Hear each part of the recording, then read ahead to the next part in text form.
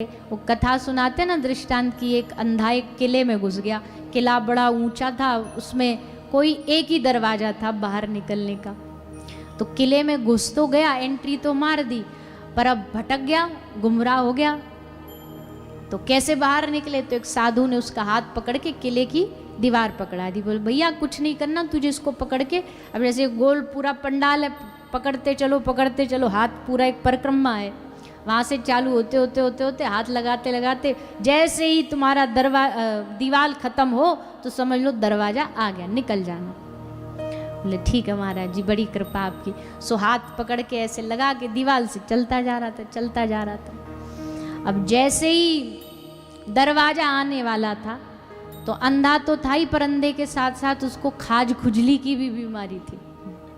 तो जैसे ही दरवाजा पास आने को हुआ सो ही उसके दूसरे कंधा में खुजली मच गई। तो खुजली मची तो उसने हाथ ऐसे हटाया दीवार से और खुजाने लगा। खुजाते खुजाते आगे बढ़ गया, दरवाजा निकल गया, हाथ लगाया तो फिर से दरवाजा आ गया। पूरा एक चक्कर फिर बेचारे ने दूसरी बार काट के फिर दरवाजा आने वाला, तब की बार पाम में खुजली हो गई। कभी पाम में हो जाती, कभी सर में हो जाती, कभी हाथ में हो जाती, और ऐसे कर करके बेचारा चक्कर काटता रह गया। सो ये हालत हम सब की है। मनुष्य जीवन में दरवाजा है इस 84 के चक्कर से बाहर निकलने का, पर कुछ ना कुछ हमको खुजली हो जाती है। मतलब क्या कि भगवान को पाने का जैसे मौका आता है, कथा सुनने का मौका आता है, अभी थोड़ी देर पहले का खुजली हो जाएगी, कोई काम याद आ जाएगा, चूक गए कथा से। भजन करने बैठे तुरंत याद आ जाएगा, अरे भोजन बनाना है, छोड़ दी माला। ये सब खुजलियां हैं जीवन की जो हमको भगवान से दूर कर देती है और मनुष्य जीवन रूपी दरवाजा छूट जाता। तो इसलिए भजन करेंगे तो शायद पार हो जाएंगे, नहीं तो 84 लाख योनि में घूमते घूमते फिर अंत में कल की अवतार 24 अवतारों का वर्णन सुनाया। श्री सुखदेव जी का जन्म की कथा सुनाई, सुखदेव जी का प्रागट्य कैसे हुआ। भैया भगवान के एक परम भक्त भी हैं और भगवान का अवतार भी हैं देवर्षि नारद जी। नारद जी बड़े कौतुकी हैं, कुछ ना कुछ लीला करते ही रहते हैं।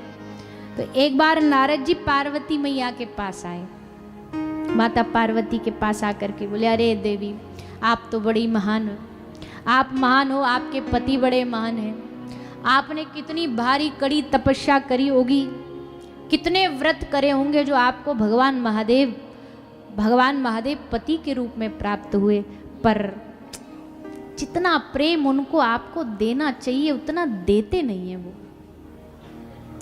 मैया पार्वती बोली कैसी बात कर रहे हैं आप, कैसे नहीं देते? बोले देखो प्रेम में छुपाते नहीं, अगर आपसे प्रेम करते तो। पार्वती जी बोली नहीं हमसे कुछ नहीं छुपाते, वो सब बताते हमें।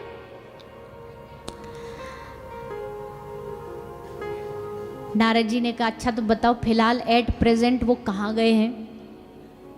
आपसे छुपाते नहीं तो बताओ कहाँ गए, बता के तो गए होंगे। देवी अब तो चुप शांत एकदम, क्योंकि महादेव अच्छा कई माताओं की आदत होती है जब पति कहीं जा रहा हो तुरंत टोक देंगी, अजी सुनो कहाँ जा रहे हो, अब बता करके जाओ।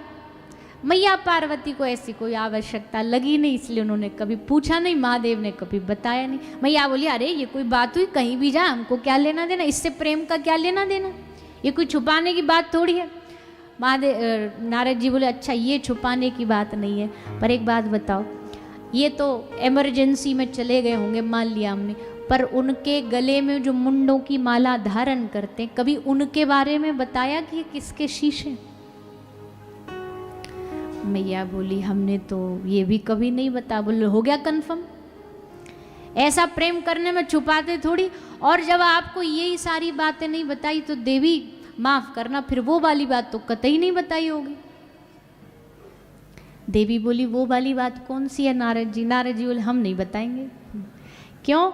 क्योंकि हमारा तो वैसे ही नाम बदनाम है कि नारद यहाँ की बात उधर करता है और बदनाम हो जाएंगे हम इसी बात में। देवी बोले नहीं हम आपका नाम आने ही नहीं देंगी बीच में।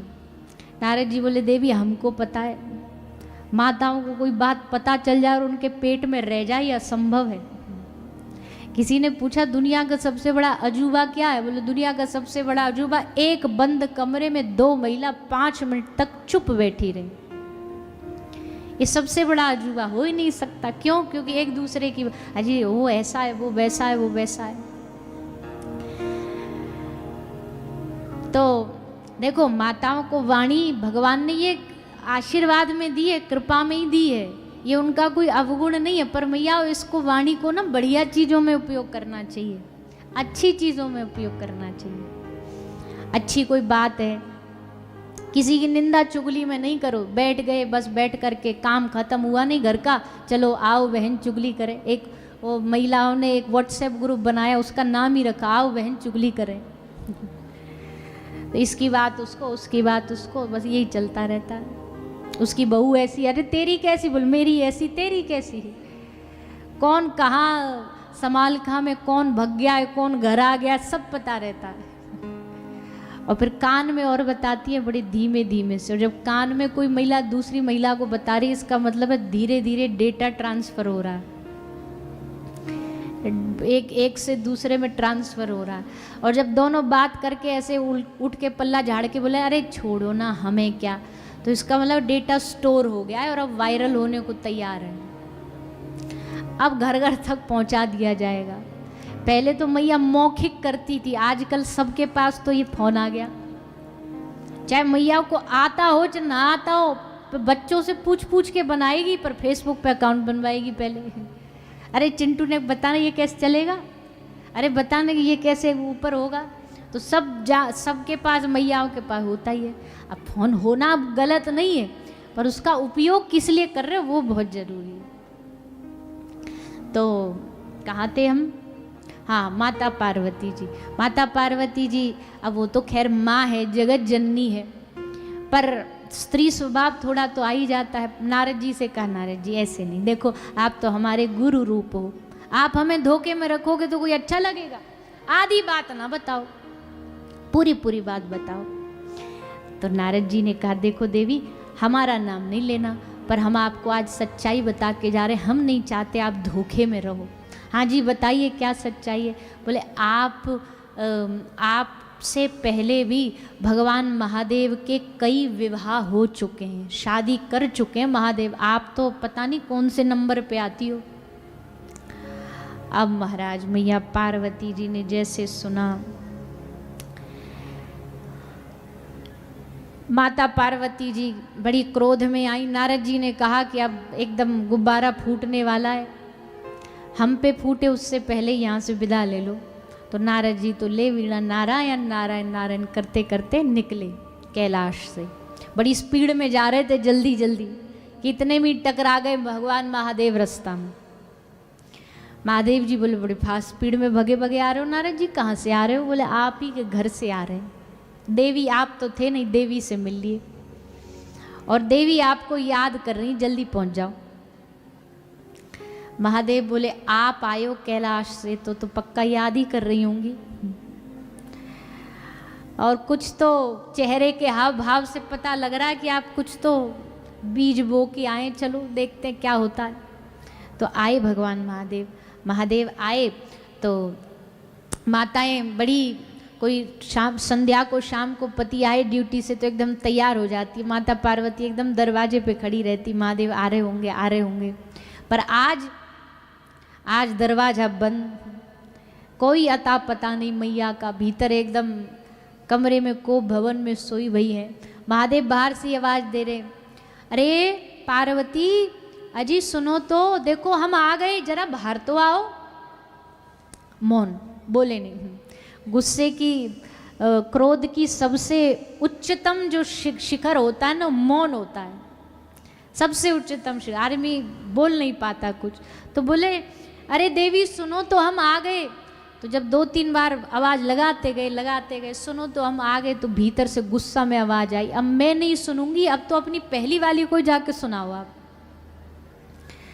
महादेव ने कहा मामला बड़ा गंभीर हो गया है, बड़ा सीरियस हो गया, क्योंकि जब पहली दूसरी तक बात पहुंच गई है तो मतलब बात कुछ ज़्यादा ही, नारद जी कुछ ज़्यादा ही लपेट गए।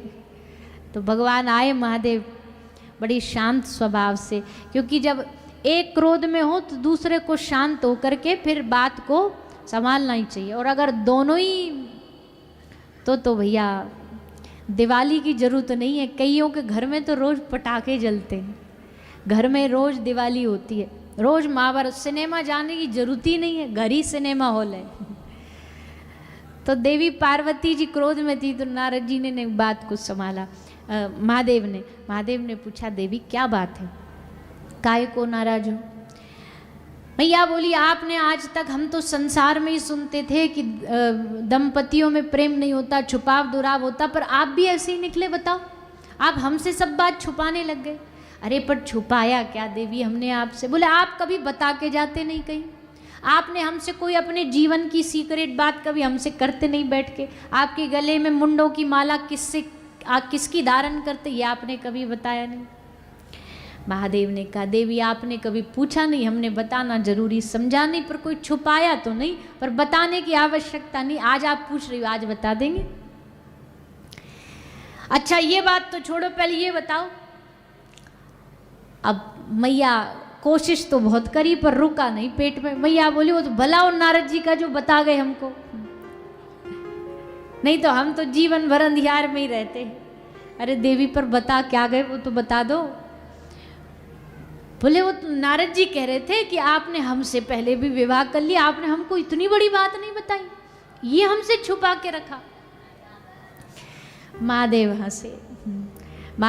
मैया बोले हमको गुस्सा आ रहा, आप हंस रहे हो, इतनी बड़ी बात हमसे छुपाई आप हंस रहे हो। महादेव ने कहा रे देवी आप भी बड़ी भोली हो, आ गई नारद जी की चिकनी चुपड़ी बातों में। तो क्या नारद जी झूठ बोल रहे थे क्या? महादेव बोले नहीं झूठ तो नहीं बोल रहे थे, पर सच भी नहीं बोल रहे थे। आधा सच बोला उन्होंने। आधा सच बड़ा खतरनाक होता है, झूठ से भी ज्यादा खतरनाक होता है। आधा सच क्या बोला? आधा सच ये था कि उन्होंने ये तो बता दिया ब्याह हुए, पर ये नहीं बताया किससे हुए। तो मतलब देवी हमारा प्रेम एकमात्र आप ही से था, आप ही से और आप ही से रहेगा। हमने ब्याह तो करे पर किसी और से नहीं करे, हमने हर अवतार में आपसे ब्याह किया। आप अलग अलग अवतार में आती गई। नव अवतार नव दुर्गा के हैं, मैया के हैं, शैलपुत्री माता, कालरात्रि, काली, पार्वती, सती, ये सब मैया के ही तो रूप हैं। सब में हमने आपके साथ विवाह किया और आपके साथ विवाह किया। नारद जी ने तो बता दिया ब्याह हुए, पर किसके साथ हुए ये नहीं बताया। आपका हमसे प्रेम है इसलिए हमने आपके साथ ब्याह करे। देवी बड़ी खुश हो गई। बाप फिर ठीक है। अच्छा पर ये बताओ, श्री पार्वती जी ने कहा कि मुझे कुछ जानना है। भगवान शंकर ने कहा क्या बताइए, क्या जिज्ञासा है आपको? कौन सी कथा सुननी है आपको? राम कथा सुननी है, कृष्ण कथा सुननी है, क्या सुननी है? तो देवी निवेदन करती हैं कि हे प्रभु हमको आपने जो कथा सुनी है उस कथा को हमें सुनाइए। तो श्री भोलेनाथ जी मैया को लेकर के अमरनाथ में आके कथा सुनाना आरंभ करते हैं। कथा